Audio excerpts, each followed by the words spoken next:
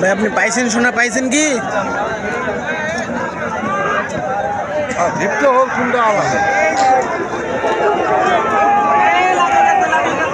ওই কোদাল খান লাগবে তো দেখেন।